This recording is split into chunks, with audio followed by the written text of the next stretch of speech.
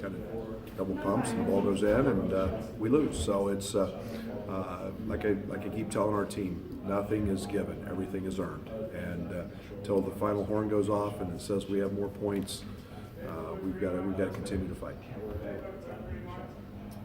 Brad, what's been your message to the team the last couple of days, especially after this latest setback? There's nothing, no huge.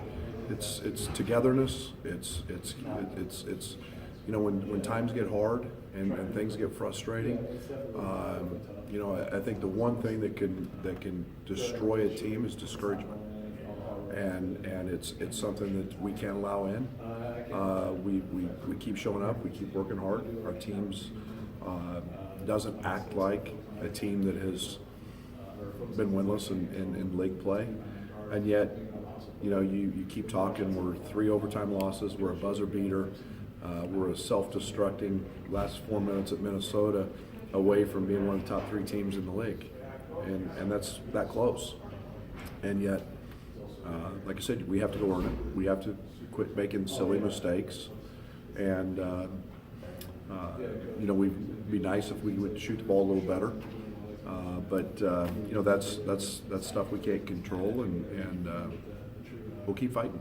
You started out 0-6 last year at Oklahoma State too. Does this feel somewhat like deja vu, saying, "Oh no, here we go again," or is this a different 0-6? The records, but it was different. Last year, I knew we were so gifted offensively. We were capable. We shot the ball, and we were scoring at a high clip. It was a different problem.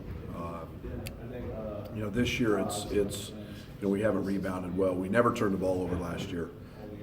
Now we're turning it over 16, 17 times. So they're different things. I'm more concerned about right now than anything is the culture we have to fight for, and it's the togetherness, and you have to have a culture of not wanting to win but expecting to win, and the togetherness and the camaraderie, and everybody's pulling in the same direction, and fighting for the guy to the right, fighting for to the guy for their left, and we got great guys in the locker room, but we have to continue to build that.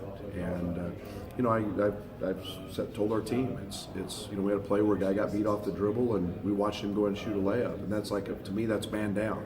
That's a guy that we're trying to protect our house, and we had one get down, and we just let him in to take everything. And we can't have that mentality, and it's got to be fighting for each other and competing, and we do that at times. But now, when times are tough, you have to bond together even closer, and that's what we're fighting for right now.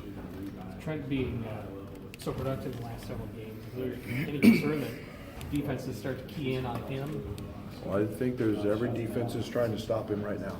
I think it's not just coming up. I think they've been trying to focus on stopping him. I think Trent's speed, I think Greg's speed, their emergence athletically, and putting them in the game.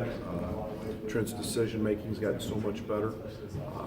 It's changed the way teams are approaching us, and you saw us get some easy baskets at the rim off passes with LeBron in our pick and roll game. I mean, Trent's completely changed our ball screen game and given us some opportunities to do that, and it will open up even more if we don't go 1 for 20 from our wings from the perimeter. I mean, everybody's trying to figure out how to stop Trent, and that's okay.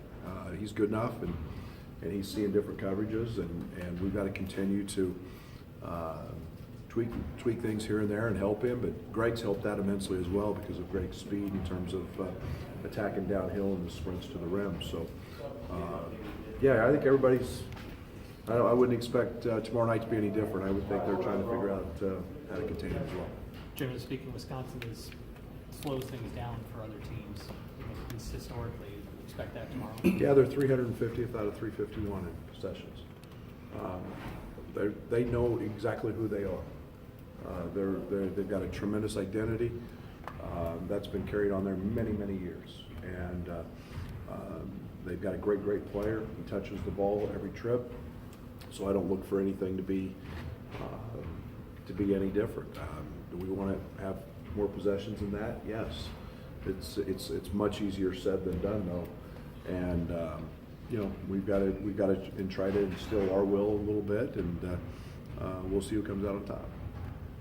From a mentality standpoint, do you or even Tyler used last year's the tool for what can happen when you turn things around or something like that? Yeah, it's amazing. It's a when you're close, you know you're close, and we know that. But there's no greater feeling than winning, and being able to celebrate that, not individually, but celebrate that camaraderie and how that molds you. And like I said, discouragement's the one thing that can tear a team apart.